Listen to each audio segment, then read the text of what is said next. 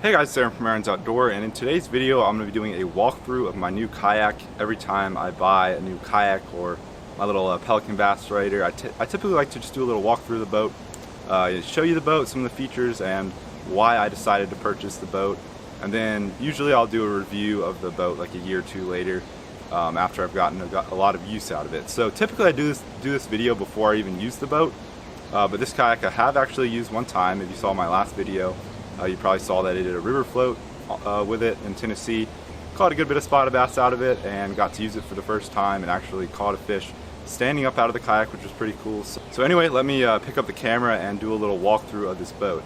Alright, and here it is. This is the Crescent Kayaks Shoalie. You probably already know that if you saw my last video. And the main reason I bought this kayak is I wanted a really nice kayak for river floats and river fishing.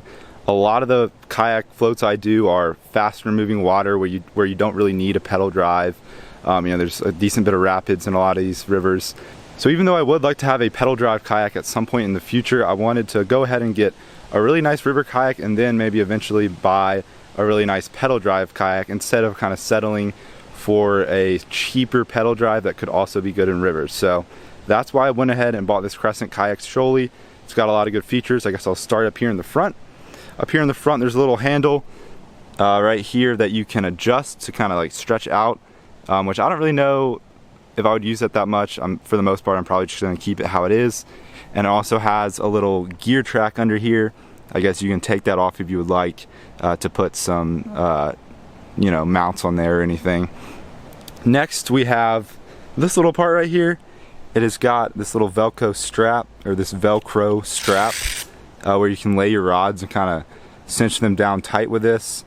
I think I would probably only use this for transporting stuff. I probably wouldn't really do that while I'm on a river float unless maybe there was a big rapid I was about to go through. And the next right here we have a little hatch that you can open up, and I do really like this feature about the kayak.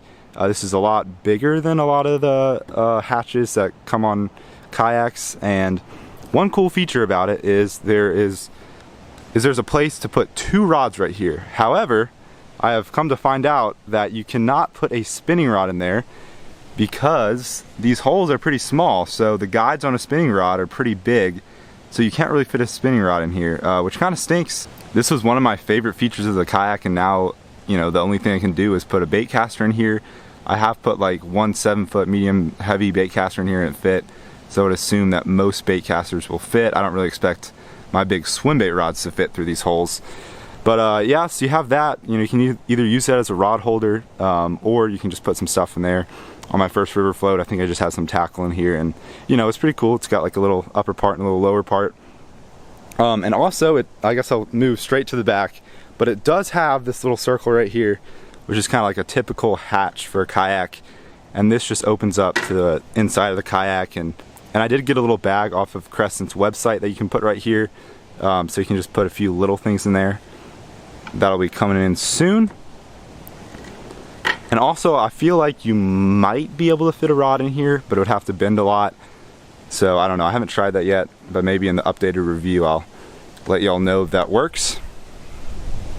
Coming back up to the front here, you will notice that this boat comes with this padding, which is pretty nice. However, I did pay $1,700 for this kayak with tax, actually like a little over $1,700. So this was not a cheap kayak. It's actually more expensive than the other two kayaks in the Pelican Bass Rider that I bought combined. So this was a pretty big purchase for me.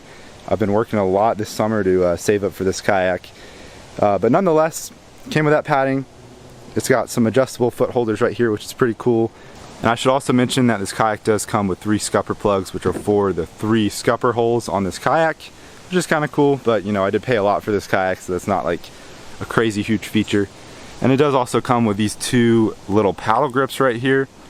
These are some Yak Attack paddle grips, and it just allows you to put your paddle kind of in front of you right here and just lock it in so it doesn't go anywhere while you're on the water. Next we have the seat. I have used this once, and after being on the water for about 5 hours, my back was hurting a little bit, but it did the same thing in my old kayak. But I will say this is like a much nicer seat than my old kayak had. So I might just need to adjust it a little bit to figure out the best position for me. And another cool thing is there's a lot of space under there, so you can fit like a lot of tackle boxes under there if you wanted, or maybe a big water bottle and a lunch box. One thing I will add that kind of bothered me after using this for the first time is there is some nice foam padding on here, and there's also some foam where the seat goes on the upper position. And this foam, a couple of these pieces already fell off. I kind of stuck it back on there. But that's a little bit frustrating considering how much I paid for this kayak. For those to come off after my first use is a little bit disappointing, but in the end that's really not that big of a deal. Worst comes to worst, I might just have to put a few layers of duct tape right there to prevent that metal seat from digging into the plastic of the kayak. But another cool feature here are these rod holsters, as Crescent Kayaks is calling them. And it's basically just a little rod holder, and you can put your rod in and it sticks straight out the back of the kayak instead of straight up like most of those kayak rod holders that are just kind of like a hole into the kayak. This is really nice because a lot of the rivers I fish have a bunch of overhanging trees, and if you have your rod straight up in one of those rod holders, it's pretty much bound to get stuck on a branch and possibly come out of the kayak. So that was nice to have these two rod holders that go straight back. And you know, you can put a couple bait casters in there if you wanted extra rods while on your float. So another feature you will notice right here are these straps. Most kayaks have like bungees back here, so you can easily just put some stuff out real fast. These are not as convenient because it takes more time to tighten them. However, it does tighten stuff a little bit better than a bungee would. So it's kind of a double-edged sword. Like, it is nice that it holds stuff tighter, but it also is a little less convenient. One thing that is kind of cool and convenient is there are gear tracks in the back here.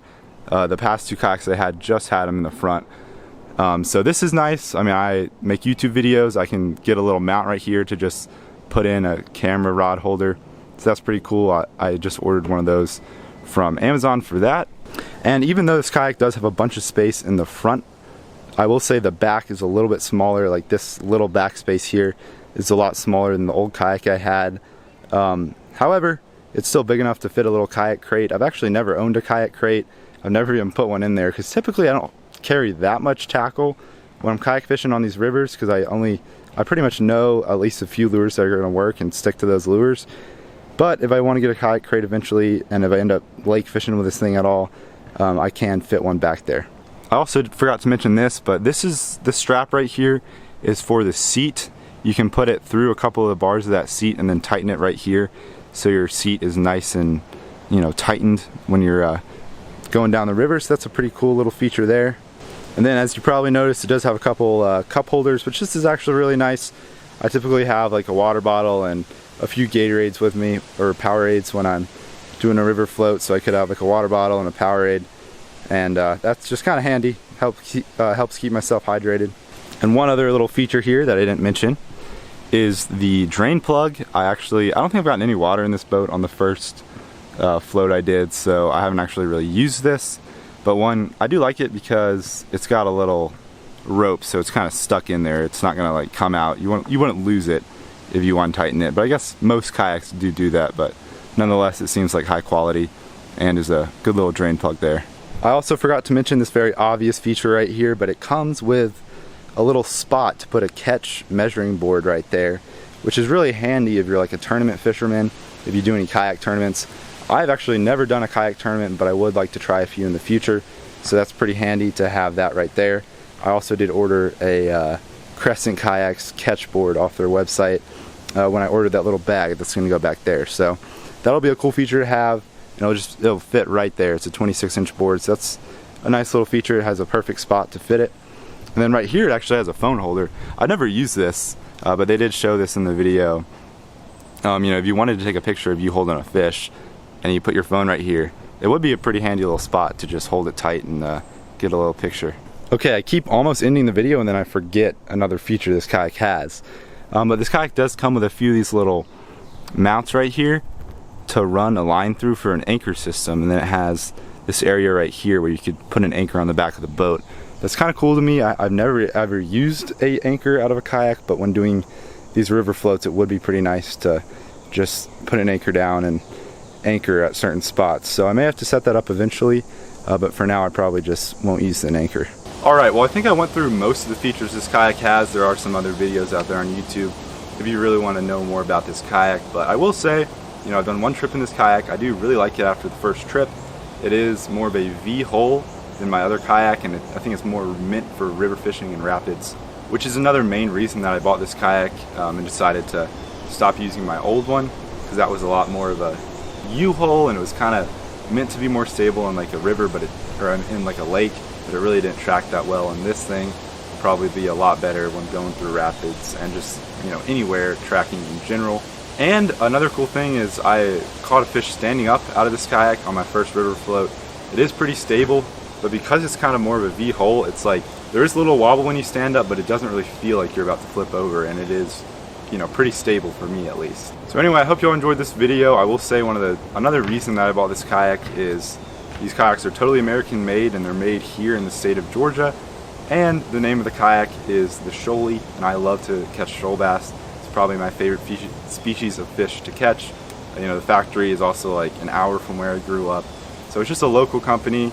I kind of like the fact that they did it all American made, and I did really like the name of the kayak too. So anyway, hope this video was helpful. You know, maybe you're looking into buying a Shoalie.